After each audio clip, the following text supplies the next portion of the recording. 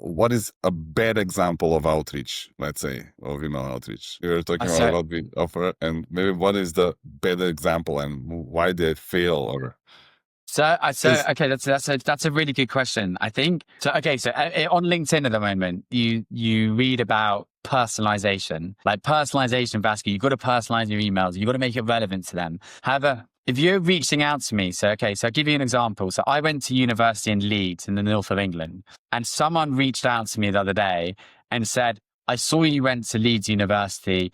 Were you part of this fraternity or social? Did you ever go to this pub?" And anyway, I just checked out your website. I was wondering if we can help rebuild your website. And it's like, what is the relevance to that? Like all you've done is you've then looked at my LinkedIn, you've seen where I've gone to university, and then you've done a Google map search to pick out a random pub in Leeds. Like, what is the relevance there? So, whereas to give you an example of good signals and good outreach could be, I saw you went to so and so events. I saw you at this expo. I'm really sorry to miss you. We were there as well. Yeah, that's more relevant. Yeah, that's because then you're then making assumptions. You can then, why were they at that expo? Then they're actually thinking about their sales. They're trying to grow. Whereas that would be a way more relevant trigger. By the way, events is a very good trigger I've found. I've got great results for clients. Basically doing attendees and targeting them for my client services. But it's about relevant triggers, or hey, I've just seen you've got funding. We've found X, Y, and Z from people who are at this stage when they just entered their Series A.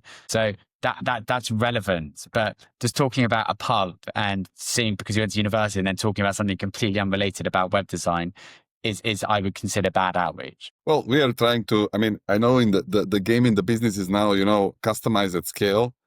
It's not going to get you the No. responses or the results that you hope. But I would say so. I'd say so. This is one thing I've found, and we've tested this a lot. And personalization is great, and personalization is important. But it goes so software we use is Clay, and Clay is brilliant because what you can do is you can really zero in on your targeting. And ultimately, if you have a very good offer and you're very, very sure about the type of people who would buy that offer, and you can really make sure you got a watertight lead list before you email to it, like that outweighs personalization and just really zeroing in on your targeting. And basically, Clay is a brilliant software because you can upload your list to Clay.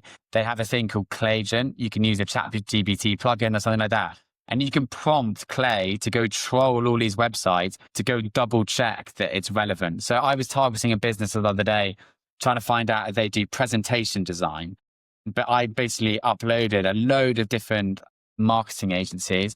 And then from there, I basically then asked the Clayagent to check if they offer that as a service. And then from that, we then made copy around here. I saw that you offer this as a service. And then started describing why I think we would be a great, pairing to help you with your outreach. And that for me, that's what I found with technology at our fingertips now. It's really, really honing in your targeting and really trying to make that as watertight as possible is where we've seen the most value from.